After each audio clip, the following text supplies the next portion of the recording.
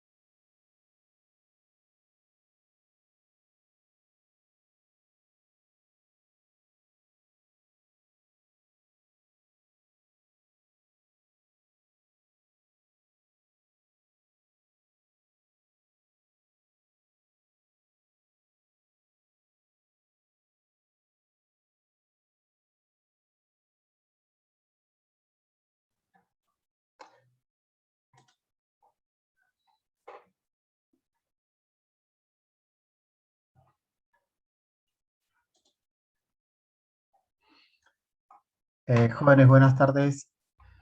Vamos a dar inicio al curso en este segundo semestre.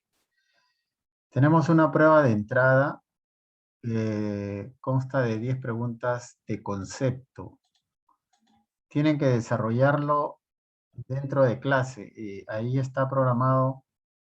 Tienen ustedes la programación, pueden comenzar a desarrollarlo, al término del cual vamos a digamos, proseguir con la explicación del sílabo y posteriormente el desarrollo de la clase que tenemos. O sea, es una prueba de entrada para ver un poco el nivel en que se encuentren. No es una prueba calificada, pero es importante que lo desarrollen como un, digamos, un ejercicio. Y parte de esas preguntas van a ser resueltas en la clase del día de hoy. Son preguntas de concepto en una suerte de autoevaluación también.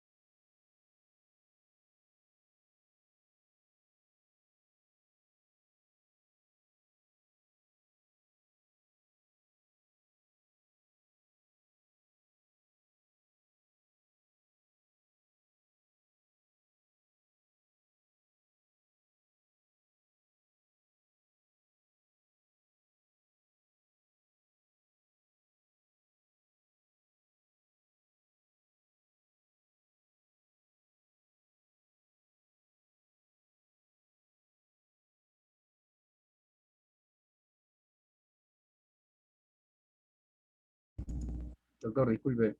Doctor, dice a las 6 que se abre la tarea, la prueba. Me he equivocado en el horario, voy a tratar de corregirlo. Eh, a ver, vamos a ver si podemos.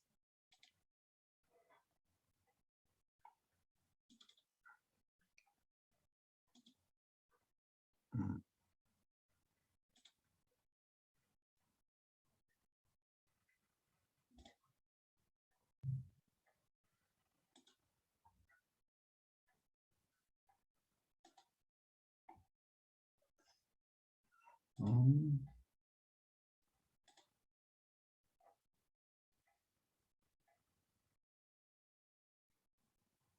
Sí, pues de verdad que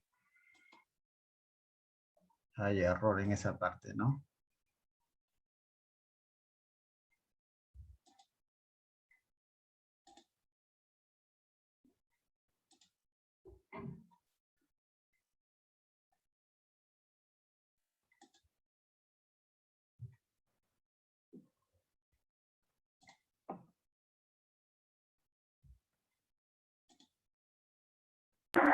Profesor, en unidad del curso sí se puede descargar el cuestionario, la prueba. Sí, gracias. Estoy viéndolo ahorita, ¿ya? En este momento estoy viéndolo.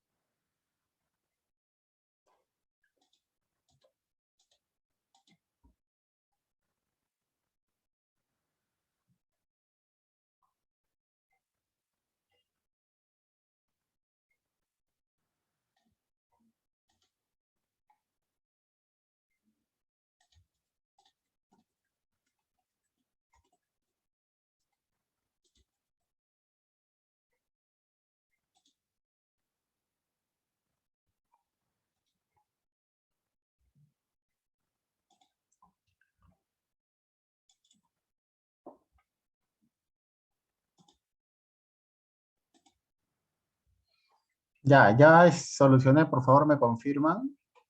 Le he puesto de 5:25 a 5:40.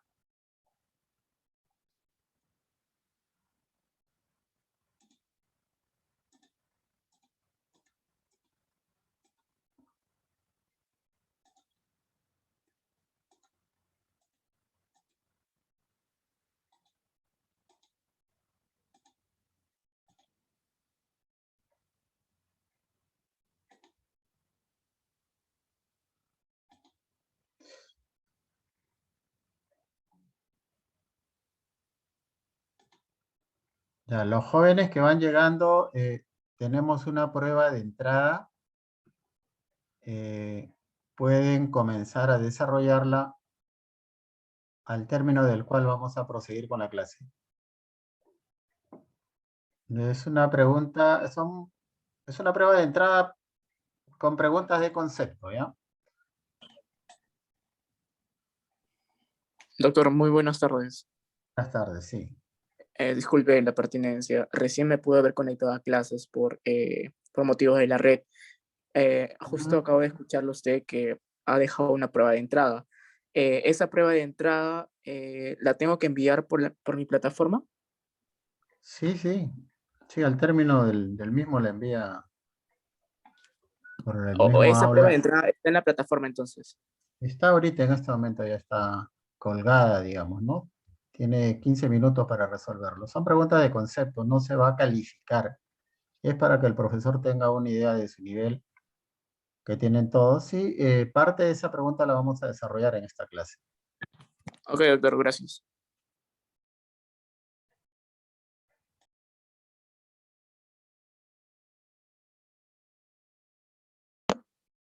Buenas tardes, doctor. ¿Cómo le va? ¿Cómo está, señor? Buenas tardes. Decía que tenemos una prueba de entrada que está en tareas para desarrollarla. El tiempo es 10 minutos, 15 minutos. O sea, son preguntas de concepto, preguntas de opinión. Ok, doctor. Doctor, buenas tardes. Sí, buenas tardes. Doctor, buenas tardes, disculpe que lo moleste. Dígame. A ver, bueno, por motivos de trabajo estoy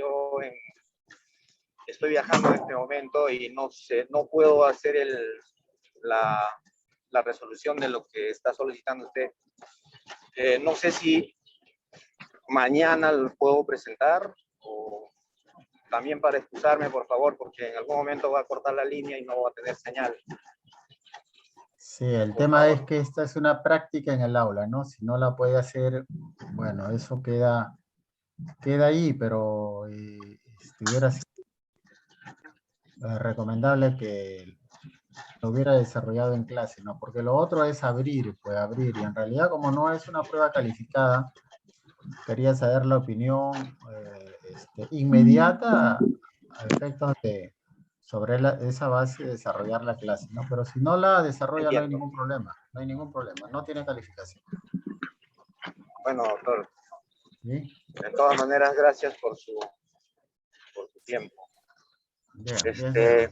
Cualquier cosa, por favor, como le vuelvo a insistir, en cualquier momento se me va a ir la línea y por favor, quiero justificarme, no porque quiero salirme, sino por cuestiones de conectividad que no voy a estar conectado a la clase. Entiendo, señor, entiendo, ¿ya?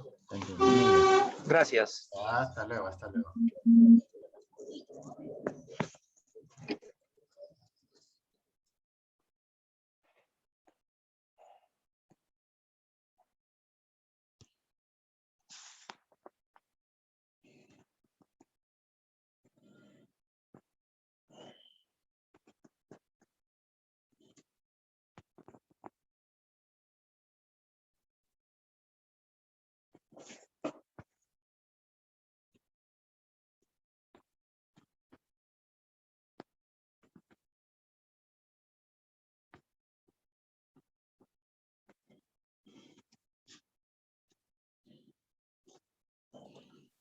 Su audio, señor Falcón, está abierto el audio. Ya, doctor.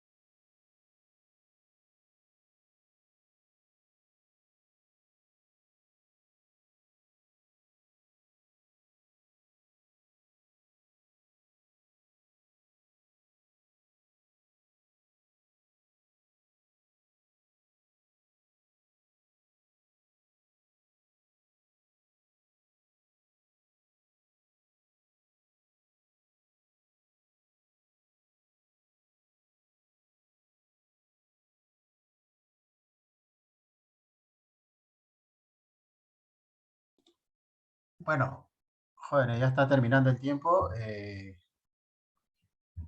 Como es una prueba de concepto, de opinión, creo que podemos ir avanzando con relación al sílabo propiamente, ¿no? El sílabo comprende 4 unidades y de la revisión veo que se han programado clases sobre 3 temas que están en el Código Procesal Civil. Recurso de apelación, medidas cautelares y recurso de casación. Los 3 temas son importantes. Se le ha dado bastante énfasis, bastantes clases para poder desarrollar, por ejemplo, el recurso de apelación. Esta primera unidad va a tratar básicamente sobre el recurso de apelación. Yo he nombrado esta primera clase de forma general, o sea, medios impugnatorios. ¿Para qué? Para hacer como una suerte de introducción al tema y hablar de las de diferentes clases de medios probatorios, ¿no? Y los requisitos generales que reúnen cada uno de ellos. A partir de ahí ya vamos a ir introduciéndonos un poco en las siguientes clases para ir explicando qué es un recurso de reposición, qué es un recurso de apelación. Y hay otras clases en las que vamos a hablar propiamente ya de los requisitos de procedencia del recurso de apelación, así como de algunos principios como la reformatio impeius, ¿no? O sea, en otras palabras, la reforma in priori, que es un tema interesante, que vamos a explicar en su oportunidad, que está referido a que el juez de apelación no puede resolver en perjuicio del apelante. Por eso se llama la prohibición de la reforma en peor, ¿no? Bueno, y después tenemos otras clases sobre medidas cautelares, ¿no? Las medidas cautelares que se pueden proponer en el proceso laboral y cuál es el trámite de esto, ¿no? La nueva ley procesal de trabajo no nos habla en detalle de todas las medidas cautelares. Nos habla de algunas que son propias del proceso laboral, pero eso no impide que se puedan proponer todas las medidas cautelares que regula el Código Procesal Civil, en la medida que sean compatibles con el proceso laboral. Es decir, que la ley procesal de trabajo regula de manera específica y explícita determinadas medidas cautelares, que son propios, es decir, que son exclusivos del proceso laboral. Pero también se pueden utilizar, de acuerdo a la realidad, se pueden utilizar otras que están normadas, reguladas en el Código Procesal Civil. Eso lo vamos a ver en su oportunidad de detalle. Y vamos a poder explayarnos un poquito porque se han programado también varias clases en el tema de medidas cautelares. Vamos a hablar en su oportunidad también la diferencia que hay entre medidas cautelares y medidas de ejecución. La mayoría de los abogados en la práctica veo que confunden medidas cautelares con medidas de ejecución. Le llaman medidas cautelares a todo y no es así. Hay una diferencia y su propio nombre nos da una idea, ¿no? Las medidas cautelares, bueno, para adelantar algo, son las que se proponen antes del proceso, durante el proceso, para garantizar la eficacia de la sentencia. Pero una vez que se dicta sentencia firme con calidad de cosa juzgada, estas medidas se convierten en medidas de ejecución. Si hubieran medidas cautelares, se convierten en medidas de ejecución para hacer efectivo, digamos, el derecho reconocido por sentencia. Si no hubiera medidas cautelares, pues en ejecución de sentencia se piden medidas de ejecución. O sea, esas medidas cautelares se llaman medidas de ejecución. Esto desde el punto de vista doctrinario y práctico también, ¿no? El detalle de eso lo vamos a ver en el desarrollo del curso, ¿no? Y luego viene la parte final, que en el sílabo se ha distribuido en 2 unidades. Bueno, la intención es buena y bueno, vamos a tratar de aprovecharlo para tratar ampliamente el recurso de casación, que es un recurso bastante complejo, muy riguroso en sus requisitos para elaborarlo y presentarlo. Y la verdad que la importancia que se le da, yo considero de que es así, porque en la práctica ahora en general vemos que la mayoría de los recursos de casación son rechazados por la Corte Suprema. Son declarados improcedentes, y son declarados improcedentes porque no saben, los abogados no saben preparar un recurso de casación. Confunden un recurso de casación con un recurso de apelación, y no es lo mismo. No es lo mismo. Para señalar solo una diferencia, si usted presenta un recurso de apelación, usted puede pedir que las pruebas sean evaluadas en segunda instancia. Pero si usted presenta un recurso de casación, el recurso de casación es de puro derecho. No hay revisión, evaluación, análisis, valoración de pruebas en segunda instancia, en la Corte Suprema. O sea, el recurso de casación no es para pedir que se revisen nuevamente las pruebas, no es para pedir que se evalúe, que se sopese nuevamente las pruebas. El recurso de casación es de puro derecho. Es decir, en cuanto a la interpretación y a la aplicación del derecho, sea derecho procesal o derecho sustantivo. Pero esto que lo digo en pocas palabras es bastante más complejo. Y creo que es importante que se haya programado 2 unidades para desarrollarlo en forma detenida, detallada y profundo este tema, ¿no? Esperamos estar a la altura de las expectativas de ustedes.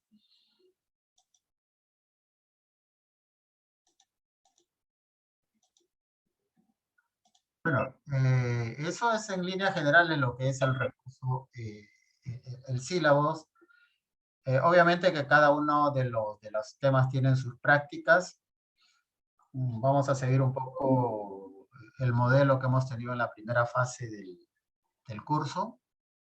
Esta clase del día de hoy es una clase teórica, el día de mañana tenemos una práctica. Y así, ¿no? Entonces vayan ustedes, por ser esta primera clase,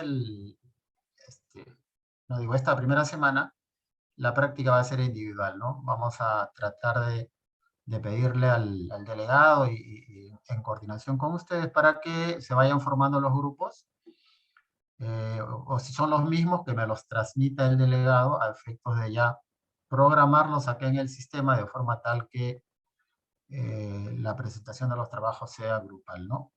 Pero cuando hacemos, la idea del trabajo grupal es para que trabajen todos. Yo entiendo que ustedes van a coordinar y planificar. Tampoco el trabajo grupal es para que solo uno o solo pocos hagan el trabajo y el resto no participe. En realidad se trata de coordinar ese trabajo y hacer un trabajo en equipo de forma tal que todos en conjunto aprendan, ¿no? Algunos pueden dar algunos alcances, algunas ideas, algunos materiales, y todos en conjunto aprenden, ¿no? Bueno, la sabiduría popular y la sabiduría de los mayores dice pues, que 2 cabezas piensan mejor que uno, y eso es verdad, ¿no? En el sentido que 2 o 3 personas intercambiando sus conocimientos, sus experiencias pueden hacer un mejor trabajo. Esa es la idea del grupo, no para que lo haga uno solo, no para delegarlo a uno solo o a algunos pocos. Bien, vamos a comenzar a desarrollar el curso. Voy a pasar a compartir el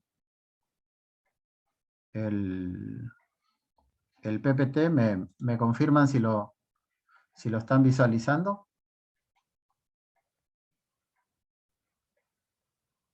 A ver, por favor, si alguno me confirma si visualiza el PPT.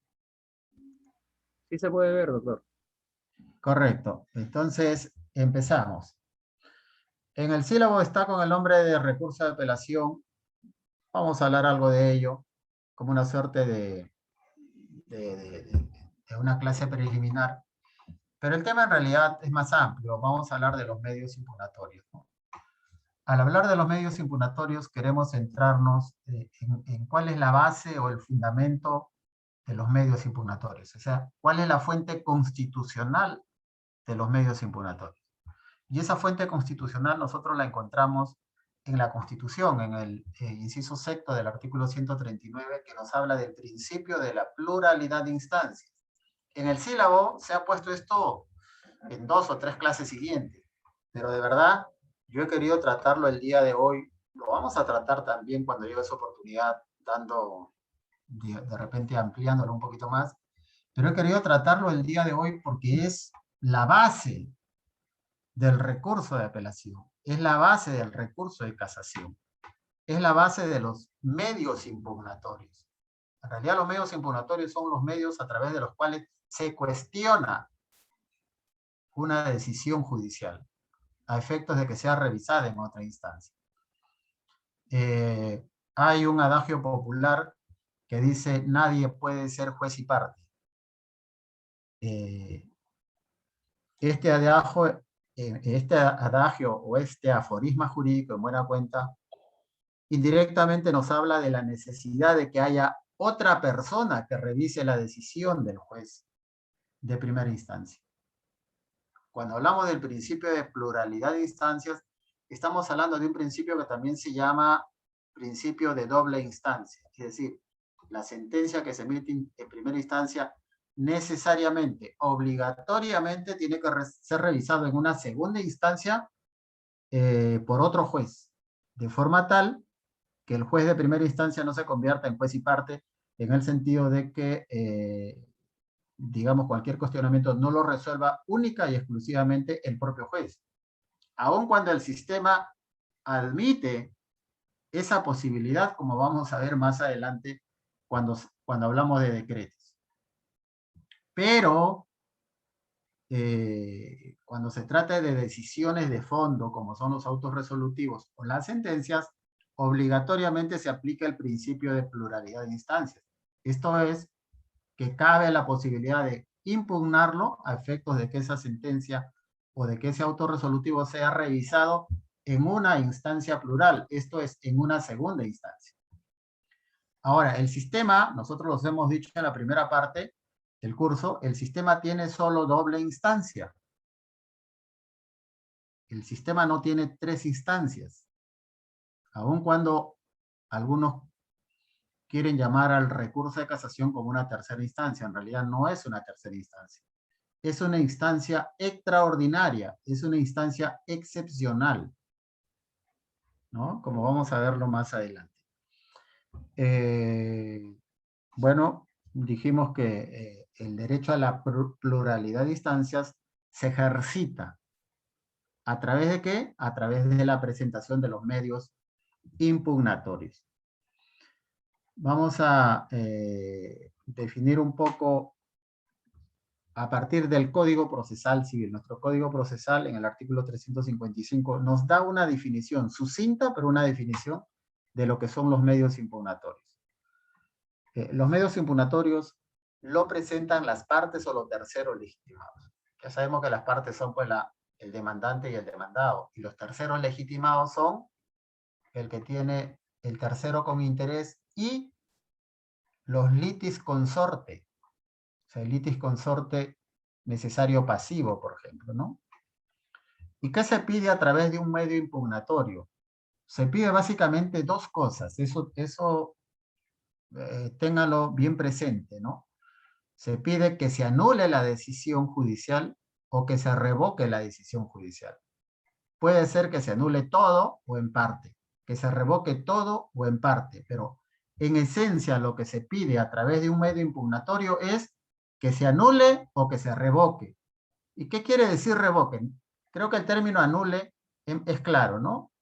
Bueno, que se declare nulo la sentencia o que se declare nulo el proceso hasta cierta parte. Y el juez de revisión no emite una decisión de fondo, simplemente se pronuncia por el error o por el vicio que existe, anula y ordena y lo devuelve al juez para que corrija el error o el vicio. Pero cuando usted pide que se revoque todo o parte, usted está pidiendo que se reforme que el superior reforme, que el superior modifique la sentencia, que el superior corrija la sentencia y dicte correctamente lo que corresponde al fondo del asunto. Ahora, ¿qué se cuestiona? Pues, más o menos ya la idea fluye. ¿Qué se cuestiona a través de los medios impugnatorios? Se cuestionan actos procesales del juez, porque también hay actos procesales de las partes. A través de un medio impugnatorio se cuestiona los actos procesales del juez, y los actos procesales del juez se traducen a través de resoluciones judiciales. ¿Y por qué se les cuestiona? Se les cuestiona pues por el vicio o error. En realidad, cuando se dice vicio o error, se está utilizando la terminología como sinónimos. Si fueran distintos, diría vicio y error. Ese término también tienen que saber utilizarlo, ¿no? El término o es, digamos, una suerte de conjunción. O sea, es lo mismo. En tanto que si utilizara aquí el término y es una disyunción, una disyuntiva. En términos lógicos, entendido en términos lógicos, ¿no? Y jurídicos. Por lo tanto, cuando utilizo vicio o error es lo mismo, se lo utiliza como sinónimo. Bien, esta es más o menos la explicación de la definición que nos da el Código Procesal Civil. Arévalo Vela, este magistrado de la Corte Suprema, profesor universitario y autor del libro El Tratado del Derecho Laboral, recogiendo la definición que nos da el código, nos dice más o menos lo mismo, ¿no? Que los medios impugnatorios son instrumentos procesales a través de los cuales se cuestiona que un acto procesal. Y hemos explicado que el acto procesal es toda resolución judicial. En otras palabras, toda decisión que dicta el juez dentro del proceso, ¿no? ¿Y para qué? Para que sea revisado, para que sea reexaminado por la instancia superior, que viene a ser el Tribunal Superior o la Sala Superior, o bueno, sea Sala Civil, Sala Laboral, con la finalidad de que se anule o se revoque, ¿no? Utiliza otros términos, pero en esencia es eso, que se anule o se revoque. Cuando se pide que se anule, la nulidad está sustentada siempre en vicio o error. Puede ser de forma o de fondo. Y cuando se pide que se revoque, básicamente es en función de que se haga una nueva evaluación, una nueva valoración de los medios probatorios, o una correcta valoración de los medios probatorios. En segunda instancia se revisan medios probatorios. Pero también puede ocurrir que se apela y se pide que se revoque o se modifique la sentencia porque hay un error en la aplicación de la norma o en la interpretación de la norma. Eso también puede ocurrir a través de un medio impugnatorio, específicamente de apelación.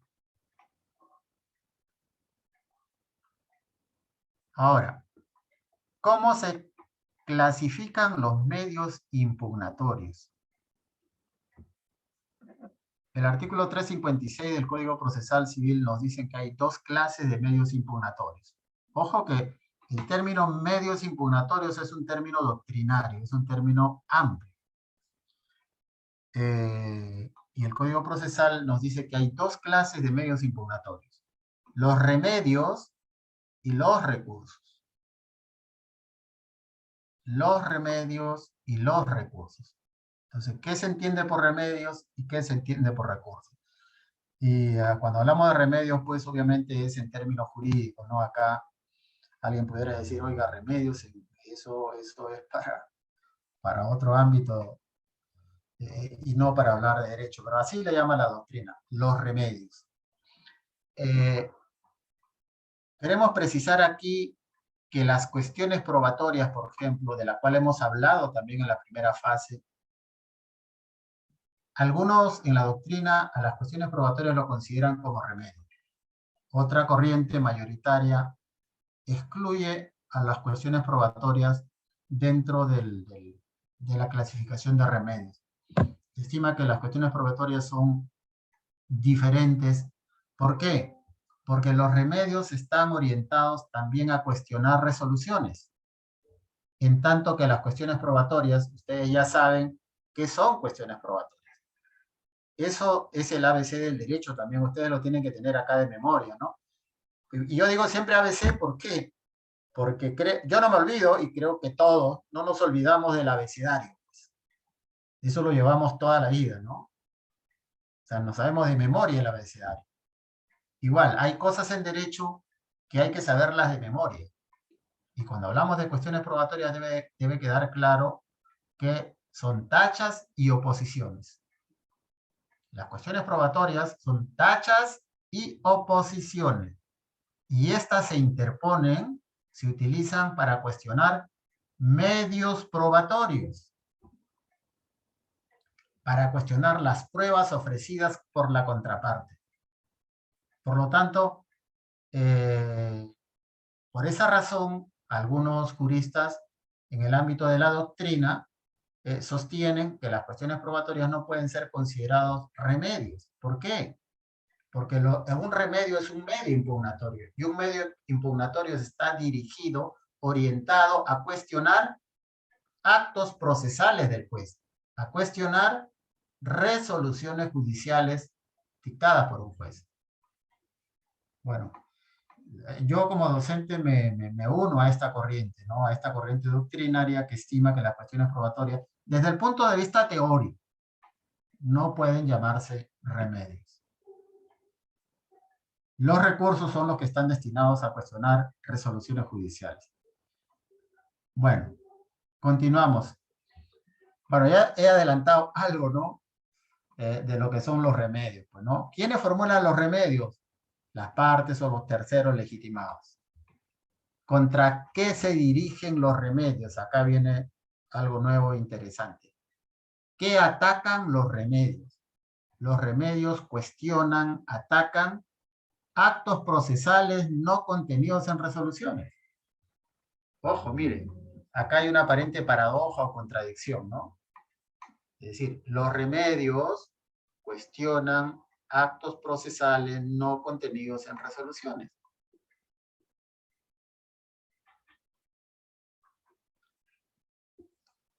Bueno, ¿cuáles serían estos actos procesales no contenidos en resoluciones? Si hemos dicho que los actos procesales son actos procesales de las partes y actos procesales del juez. Pero no hemos dicho que hay actos procesales propios del proceso, en la que a veces puede intervenir el juez y a veces pueden intervenir los auxiliares jurisdiccionales, por ejemplo, pero que no son propiamente resoluciones. Un ejemplo de ello son los actos de notificación que los realiza el auxiliar judicial o el auxiliar jurisdiccional. Otro podría ser una audiencia de conciliación, una audiencia de juzgamiento. Pero los remedios están dirigidos a cuestionar aquellos actos de la audiencia que no son resoluciones judiciales, porque el juez puede dictar en una audiencia de conciliación o en una audiencia de juzgamiento, como hemos visto, puede dictar resoluciones. Pero no, los remedios no están orientados a cuestionar esas resoluciones del juez. Están orientados a cuestionar otros actos que no se redactan como resolución. Por ejemplo,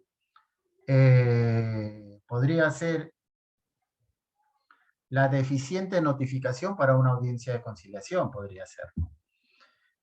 Podría ser para cuestionar una inspección judicial, es decir, en una diligencia judicial se realiza la inspección para verificar determinados actos materiales o verificar determinados hechos que están siendo denunciados en una demanda, como por ejemplo la falta de seguridad que pone en peligro la salud y la integridad e incluso la vida de los trabajadores.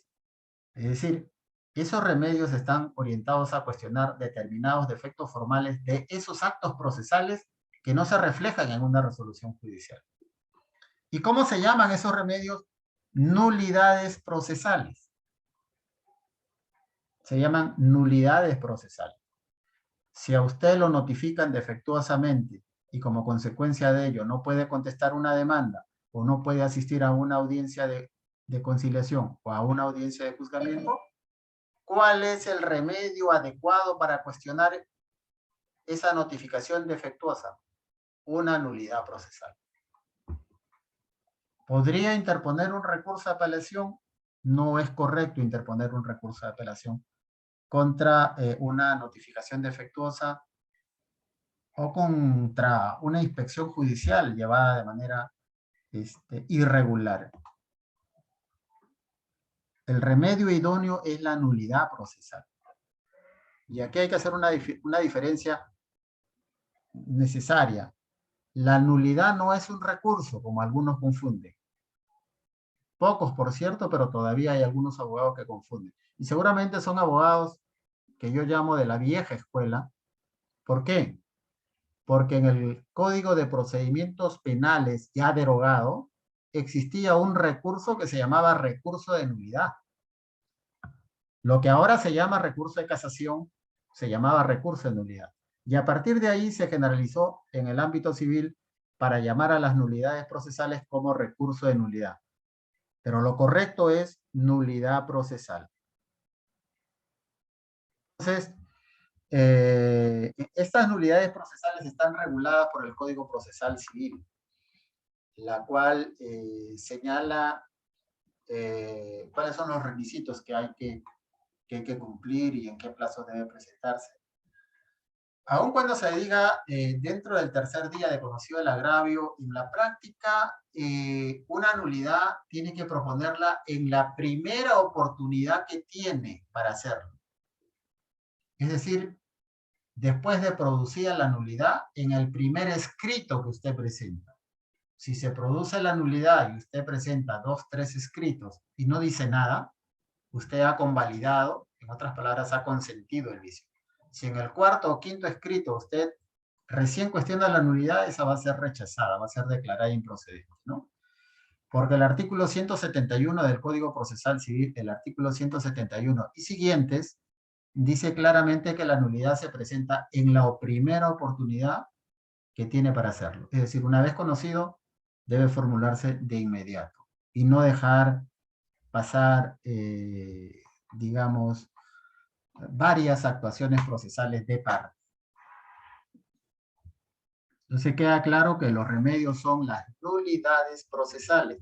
Generalmente se proponen por infracción de normas procesales. O sea, las nulidades procesales, que en doctrina se llaman remedios, pero en el Código Procesal Civil se llaman nulidades procesales, reguladas en el artículo 171 del Código Procesal Civil y siguientes, digamos, generalmente se proponen por infracción a normas del proceso.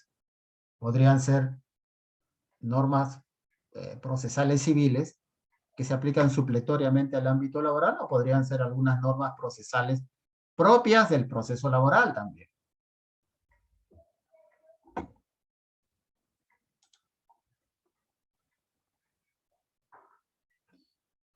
Los recursos. Los recursos.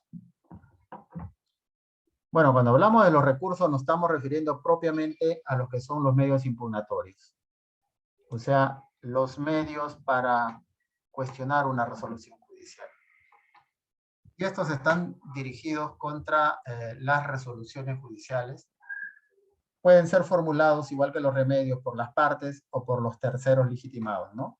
El tercero con interés o los litis consorte, que pueden ser litis consorte activo o litis consorte pasivo necesario.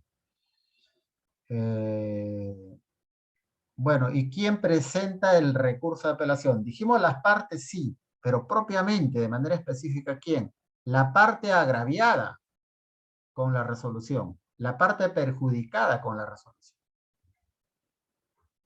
Y con esto estamos diciendo de manera implícita que la parte favorecida por la resolución no podría apelar, no debería apelar.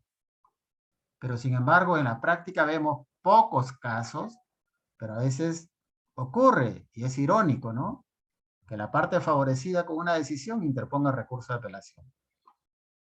No sé si lo hacen porque ignoran lo básico del derecho procesal o porque, bueno, simplemente están sorprendiendo a su patrocinado, ¿no? Y últimamente he visto eso.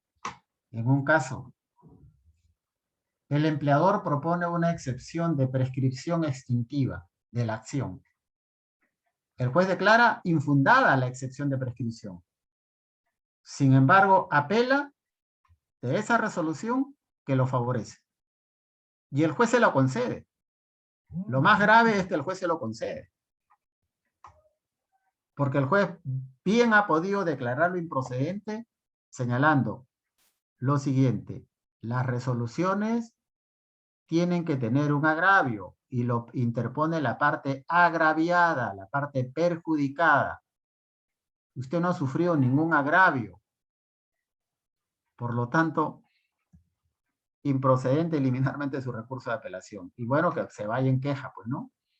Igualmente será o sería rechazado. Pero bueno, esos son pocos casos, son casos muy rarísimos, ¿no? Son rarísimos, creo que lo he visto, esta es la segunda vez que lo veo, rarísimo, pero ocurre. Entonces queda claro que quien interpone, aunque ese es obvio, ¿no? Ese es obvio, es lógico también.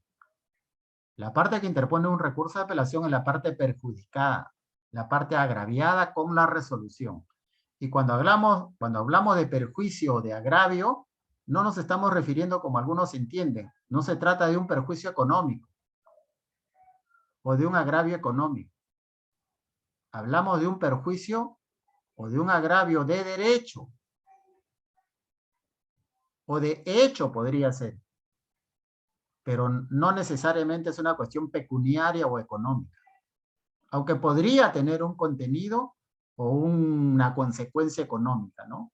Pero la ley cuando habla de agravio o de perjuicio se está refiriendo a uno de naturaleza jurídica, a un agravio o a un perjuicio de derecho. Bueno, el concepto de los medios impugnatorios es de que más o menos ya hemos ido bosquejando a través de nuestra explicación, es que a través de ellos se busca pues que una instancia superior, una instancia plural, revise la resolución judicial con la finalidad de que sea anulada o revocada. Se persigue corregir ¿qué? El vicio de forma o el vicio de fondo en el que haya incurrido la resolución cuestionada.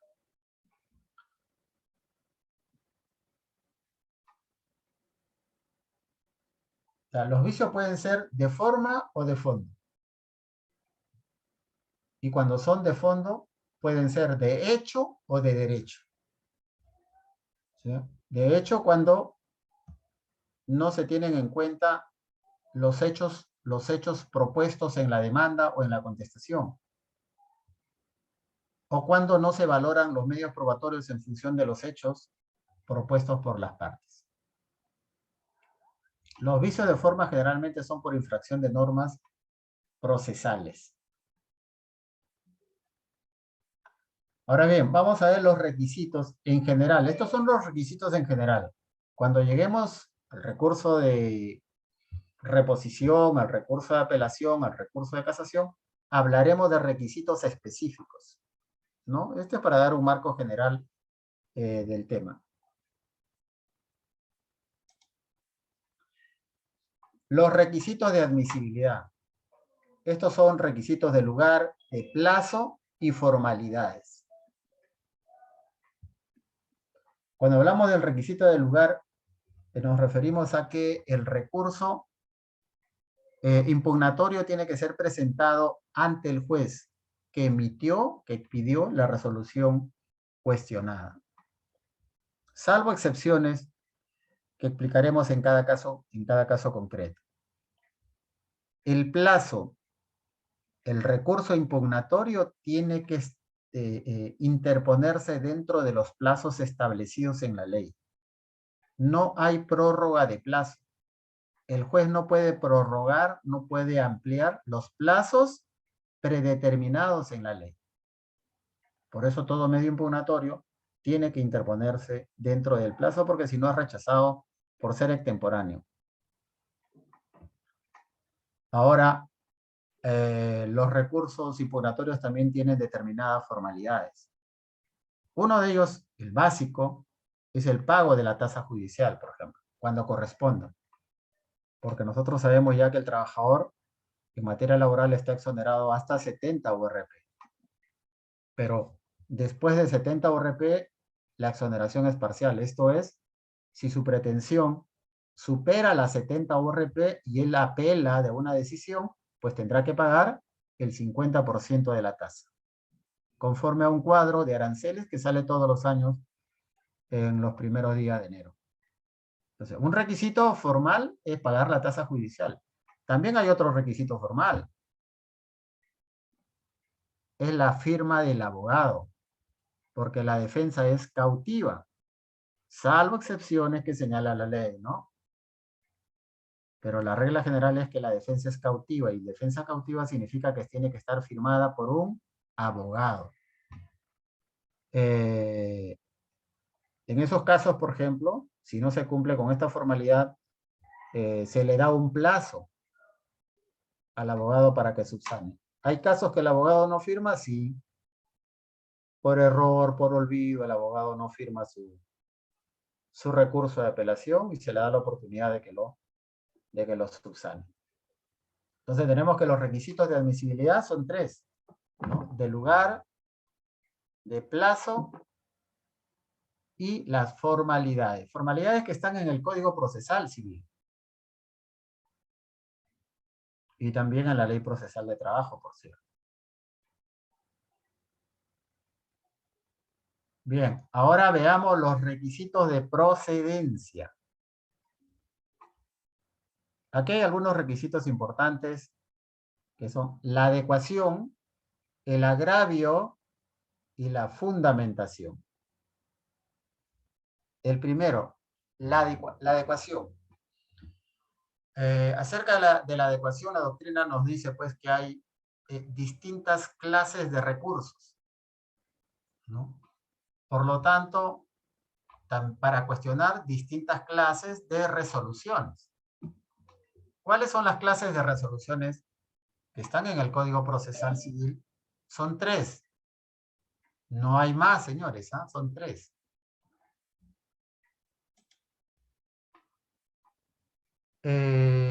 Los decretos, los autos resolutivos y las sentencias. Son 3 clases de resoluciones. Repito, decretos, autos, resolutivos le llamo yo para diferenciarlo del otro término que se utiliza a veces en la sentencia. Autos, dice los autos. Cuando en una sentencia se utiliza el término los autos en plural, se refiere a los actuados o al expediente.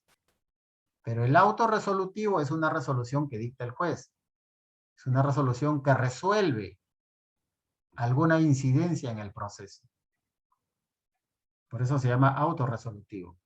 Y el decreto es una resolución de mero trámite, se dice, ¿no? Es una resolución que solo impulsa el proceso. Un ejemplo clásico de decreto. Se presentan documentos y se dicta una resolución breve que dice agréguese a los autos y téngase presente su mérito. Agréguese a los autos y téngase presente su mérito. Es un decreto. No ha resuelto en absoluto nada. A diferencia de otros, ¿no? De un auto resolutivo por el cual se resuelve alguna incidencia, ¿no? Podría ser una nulidad, por ejemplo, ¿no? Infundada la nulidad, improcedente la nulidad. O podría ser también que resuelve, digamos, una tacha, una oposición, infundada la tacha. O fundada la tacha. Infundada la oposición o fundada la oposición. Es un auto resolutivo. Y bueno, la sentencia es más claro, ¿no? Es cuando se resuelven las pretensiones de fondo, ¿no? Entonces, la adecuación le pide al abogado que adecue su recurso a la resolución que está cuestionando. A eso se refiere. ¿Quién tiene la obligación de adecuar el recurso a la resolución que está impugnando? El abogado. En el ámbito judicial, jurisdiccional, no hay lo que sucede en el ámbito administrativo, la adecuación del recurso. En el derecho administrativo, la administración tiene la potestad de adecuar el recurso.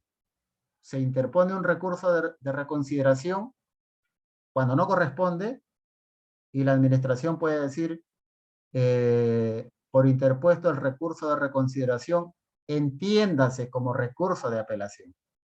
Eso no puede hacer el juez. Si la parte se equivoca, sufre las consecuencias. Por ejemplo, en el tema de adecuación, si lo que se ha dictado es un auto resolutivo, lo que se tiene que interponer es un recurso de apelación contra el auto resolutivo si no está conforme o le causa perjuicio. No sería correcto, no habría una correcta adecuación del recurso si contra un auto resolutivo el abogado interpone un recurso de reposición. ¿Por qué? Porque el recurso de reposición se interpone única y exclusivamente contra los decretos. Entonces aquí, al explicar estas cosas, estamos utilizando, como ustedes advierten, algunos conceptos del Código Procesal Civil. Por lo tanto, el tema de la adecuación se refiere a eso. Que la parte a través de su abogado es la que tiene el deber, la obligación de adecuar su recurso a la resolución que está cuestionando. El agravio. El agravio viene a ser el perjuicio de naturaleza jurídica que sufre como consecuencia de una resolución que adolece pues de vicio o error. En otras palabras, el agravio viene a ser el vicio o error de forma o de fondo que contiene una decisión judicial. Por eso se dice que cuando se interpone un medio impugnatorio, usted tiene que señalar el agravio. Es decir, usted tiene que señalar cuál es el vicio o el error que contiene. ¿Es de forma o es de fondo? Tiene que indicarse. A eso se refiere el agravio. Y la fundamentación... sí, diga. ¿Alguna pregunta? Bueno. La fundamentación. La fundamentación no es otra cosa que la explicación, la sustentación a través del recurso de apelación. ¿En qué consiste el error? ¿En qué consiste el vicio? Si este es de forma o de fondo. Esto es lo que hay que explicarle al juez.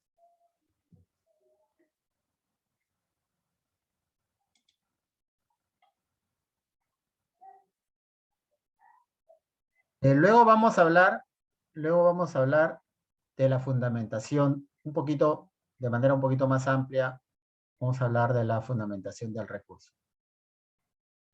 ¿Cómo se clasifican los recursos?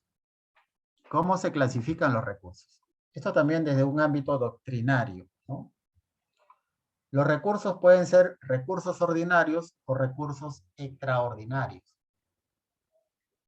Entonces, los recursos ordinarios son los instrumentos normales, naturales, a través de los cuales se utiliza para cuestionar la mayoría de las resoluciones, ¿no?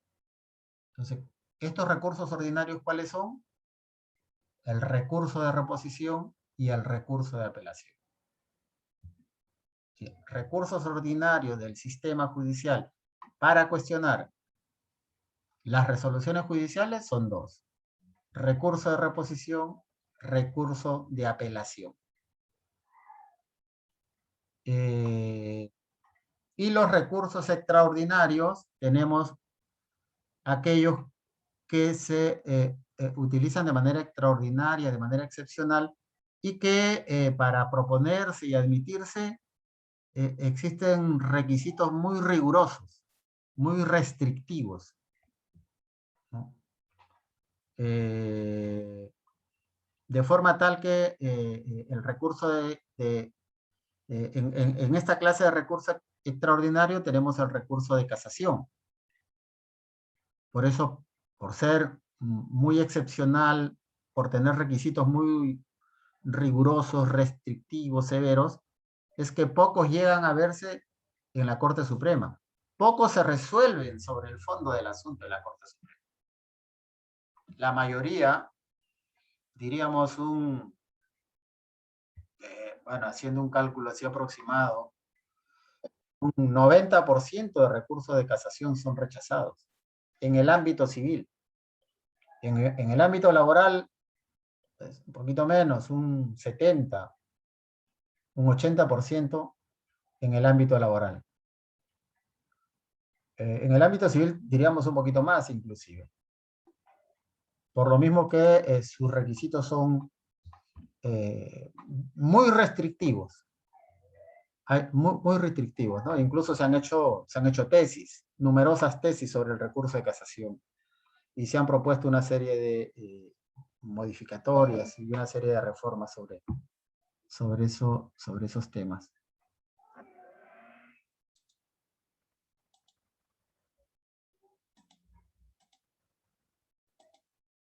Entonces, desde el punto de vista de la clasificación, los recursos ordinarios son reposición y apelación. Y desde el punto de vista extraordinaria, el recurso de casación. El recurso de casación laboral tiene sus propias características que son distintas a las del recurso de casación civil. Ojo, el recurso de casación civil es distinto.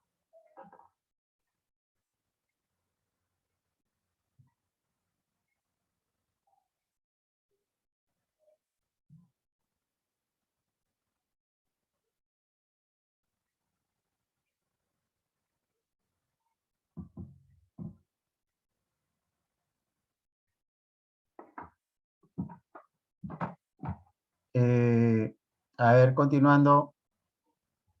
El recurso de fundamentación. Voy a tener que pasar lista. A ver, primero vamos a pasar lista y lo dejamos esto para el final, porque ya con eso terminamos.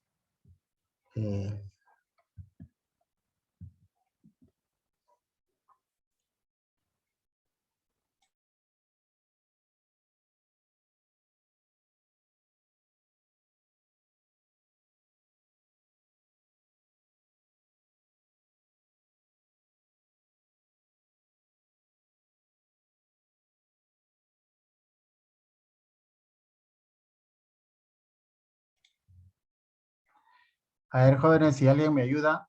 Estoy acá con la pantalla completa en el... ¿Cómo minimizo esto para poder entrar al intranet? No tengo acá, no me da... Doble clic, doctor. Escape, el lado izquierdo superior. Escape, a ver. Escape, no sale. ese. No sale escape. Ahí se ha quedado pegado. Entonces, control y las flechitas que están a la izquierda, izquierda y derecha. Al y flechita que está a izquierda y derecha, al lado izquierdo. Ese teclado. Al sí lo veo al, pero después hay... Arriba en mayúscula de su teclado hay unas flechitas. Ya lo vi ya, a ver.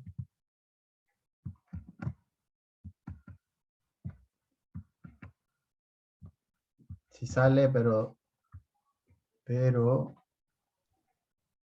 Dele al y apriete las flechitas y ponga lo que quiera hacer.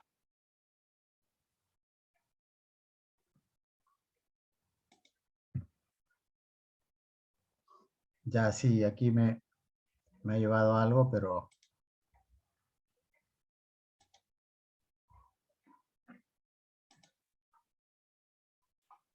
Lo que pasa es que no puedo salir de aquí de la... Es que de repente en el teclado la parte donde dice escape está presionado y no va a poder salir si no lo arregla. Ahora sí ahora sí. Estoy ocupado en este momento. Estoy ocupado, hijita. Espera.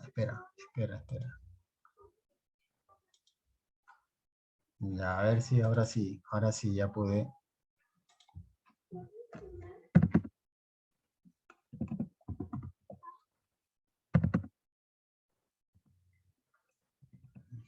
Ya.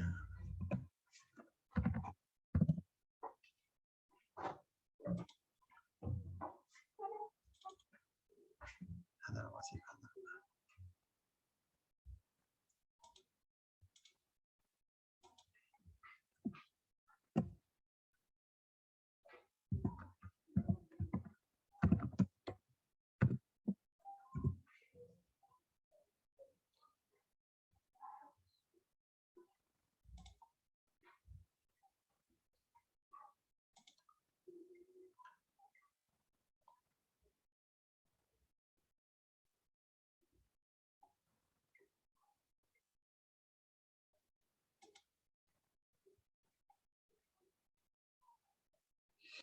Ya, ahora sí estoy acá para tomar lista. A ver.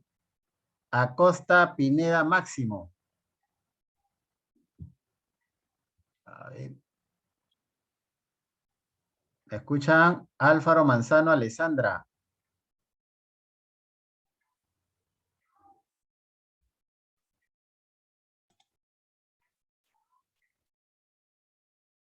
Berrocal Cabezudo Sheil. A ver. Sí. ¿Me escuchan? Sí, le escucho. Ya, a ver, los dos primeros no han venido, ¿no?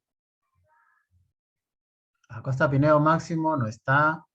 Álvaro Manzano Alessandra no está. Berrocal Cabezudo Sheila. Doctor, yo soy Alfaro. Allá, presente, diga por favor. Sí, presente le he dicho.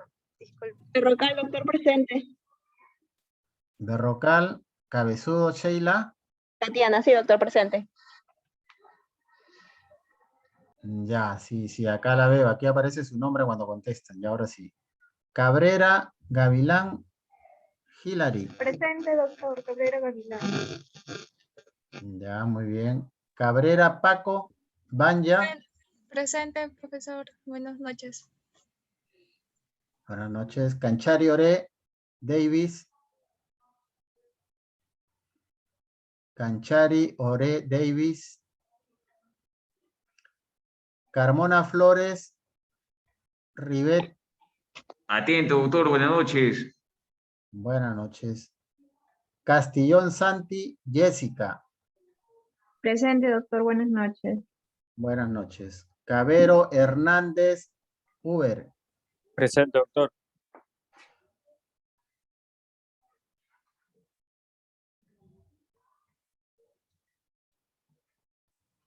Cabero Hernández Uber. Presente, doctor. No lo veo acá. Que aparece Rivet Carmona. Estoy hablando. Presente. Bueno. Cochachi Suárez Yuri.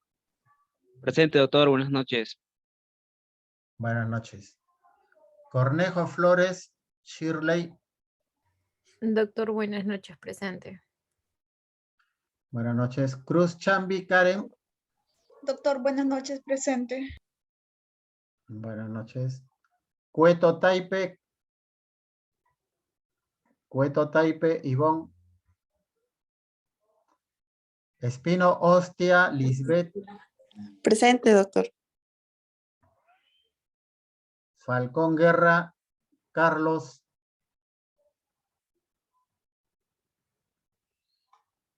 Falcón Guerra Carlos.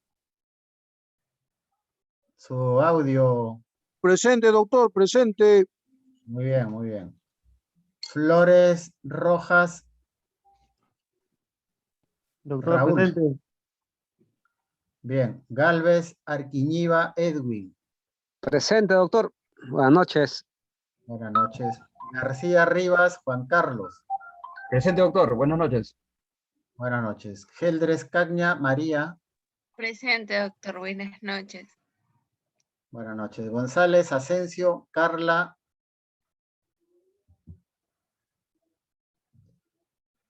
Guevara Fuentes Aldo Camilo. Presente, doctor. Bien. Gutiérrez Tito Wendy. Buenas noches, doctor. Presente. Buenas noches. Herencia Bendezú Ciro. Hernández Ticyahuanca Víctor. Doctor, buenas noches, presente. Buenas noches. Guamán Palomino Carlos. Presente, doctor, buenas noches. Buenas noches. Guaripaucar Quichua Alex. Presente, doctor. Buenas noches. Buenas noches. Jiménez Espinosa Viviana. Buenas noches, doctor. Presente. Doctor, buenas noches, González. Estoy presente, pero mi red está inestable. Por favor, considéreme. Macotela Pacos Juana Rosa. Buenas noches, doctor. Presente. Profesor, ¿me Buenas noches. escuchó? Malky Gómez Denis. Presente, doctor. Buenas noches. Sí, al final, por favor, ¿ya? Ya, ok. Amani Tipo Rogelio. Presente, doctor. Buenas noches. Buenas noches. Marzano Rojas Rolando. Presente, doctor. Buenas noches. Buenas noches. Morales Garavito Jaime. Morales Miranda Miguel. Morón Maguiño Carlos. Presente, doctor. Buenas noches. Buenas noches. Olivera Ramírez Morelia. Doctor, buenas noches. Presente. Buenas noches. Oreferia Rudy. Presente, doctor, buenas noches. Buenas noches. Ormeño Gutiérrez Claudia. Presente, doctor. Buenas noches. Buenas noches. Pariona Quispe Fiorella. Presente, doctor. Buenas noches. Buenas noches. Peceros Ramos Eric. Buenas noches, doctor. Presente. Buenas noches. Peralta Bernaola Yadira. Buenas noches, doctor. Presente. Buenas noches. Pillaca Vargas María. Buenas noches. Presente, profesor. Buenas noches. Purilla Janto Catherine. Quispe Zairi Tupac Omar. Presente, doctor. Buenas noches. Buenas noches. Quispe Torres Teobaldo. Presente, doctor, Quispe Torres. Muy bien. Ramírez Serna Kiara. Presente, doctor. Buenas noches. Buenas noches. Ramos Torres Fran. Presente, doctor. Buenas noches. Buenas noches. Reyes Janampa. Presente, doctor. Buenas noches. Buenas noches. Doctor, ¿me escucha? Sí, la escuché. Gracias. Roja Flores Irma. Buenas noches, doctor. Presente. Bien. Sánchez Presente, Mucha. presente, doctor. Buenas noches. Buenas noches. Rojas Remolino Jesús. Santiago Buenas noches, Andrés. presente. Bien. Santiago Andrés Rita. Silva Casavilca Fiorella. Presente. Buenas noches. Buenas noches. Sotelo Pisconte. Buenas noches, doctor. Presente. Buenas noches. Sweeney Bon Shirley. Presente, doctor. Buenas noches. Buenas noches. Vilca Antonio Harold. Vilca Pizango. Presente, doctor. Vilca Antonio. Vilca Antonio Harold. Muy bien. Vilca Pizango Catherine. Presente, doctor. Buenas noches. Buenas noches. Vilca Toma Pedraza. Presente, doctor. Presente, doctor Vilcatoma. Bien, bien. Y Sanabria Wilca Moisés. Presente, A ver. doctor. Buenas noches. Buenas Doctor. noches. ¿Quién falta? Cueto Taipe, doctor. Buenas noches. Buenas noches, ya, correcto. ¿Quién más? Doctor, buenas noches. Urilla Janto. Doctor, buenas Uriah noches. Han. Coraba Prado. Ya, muy bien, Coraba Prado, correcto. Doctor González Asensio. González Asensio.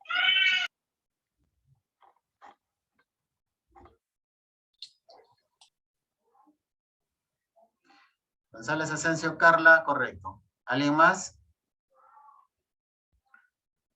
Bien, eso es todo. Vamos a retomar.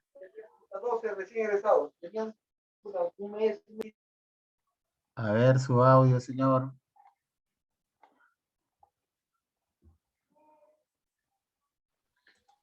Doctor, buenas noches. Morales Miranda, doctor.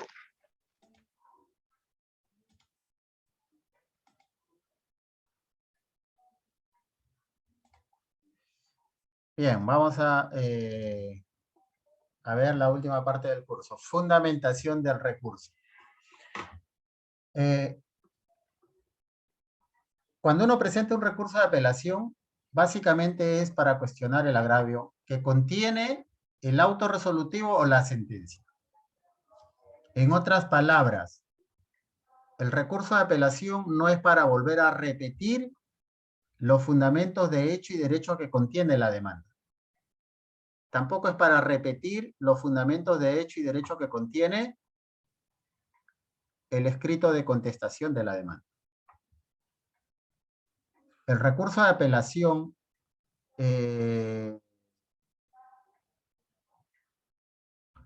básicamente es un medio impugnatorio para cuestionar los vicios o errores que contiene el auto resolutivo o que contiene la sentencia. Por lo tanto, lo primero que hay que hacer es indicar la pretensión impugnatoria. Hay que indicar la pretensión impugnatoria. En otras palabras, hay que indicar cuál es su petitorio de apelación, o sea, cuál es su petitorio de impugnación. ¿Qué pide a través de su medio impugnatorio? Esto de aquí es olvidado por muchos abogados. Apelo de la sentencia y expongo los siguientes fundamentos.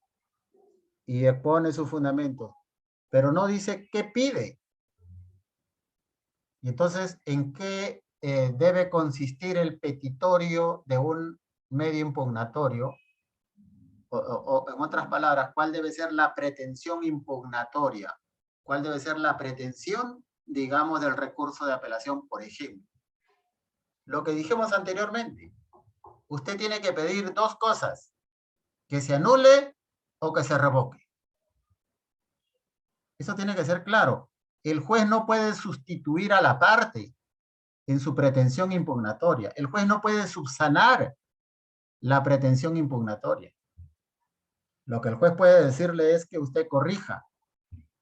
Pero si no corrige, o hay jueces que no revisan eso, simplemente le dan trámite y elevan al superior, el superior ya no le va a decir subsane, simplemente va a resolver lo que corresponda. Por lo tanto, cuando se interpone un recurso de apelación, lo primero tiene que tener la pretensión impugnatoria. Pedir que se anule o pedir que se revoque. En todo o parte, en forma total o en forma parcial. Esa es la primera parte de la fundamentación del recurso, ¿no? O sea, el recurso tiene que tener una pretensión impugnatoria, tiene que tener un petitorio de impugnación. Hay que diferenciar el petitorio de la demanda del petitorio de la impugnación. Hay que distinguir la pretensión de la demanda de la pretensión impugnatoria. Ese es uno. Segundo, dentro de la fundamentación hay que indicar cuál es el error o el vicio. Hay que señalar qué parte de la sentencia o qué parte de la resolución tiene un vicio, tiene un error. Hay que decirle al juez eso. Ejemplo, en materia laboral, con relación a las vacaciones, el juez comete un error de hecho. porque no ha tenido en cuenta que nosotros hemos solicitado que nos paguen por 10 años y está liquidando solamente por 5 años. Ese es un error de hecho, por ejemplo. Un error de hecho también es cuando el juez no ha tenido en cuenta para liquidar la CTS los documentos tales que hemos presentado. Ha omitido valorar estos medios probatorios. O sea, el enfoque, la visión de un recurso impugnatorio es para indicarle al juez superior que el juez de primera instancia ha cometido errores de hecho o de derecho. Podría también indicar, ¿no? Podría también indicársele, cuestionamos la sentencia porque ha incurrido en error de derecho. Al liquidar las vacaciones, ha aplicado indebidamente el artículo tal, cuando corresponde aplicarse este otro artículo. Y con ese artículo que ha aplicado simplemente me está pagando un sueldo, pero yo estoy reclamando vacaciones no gozadas y corresponde doble sueldo conforme al artículo tal. Es decir, usted tiene que indicar el error y tiene que indicar cuál es la norma que debe aplicarse correctamente.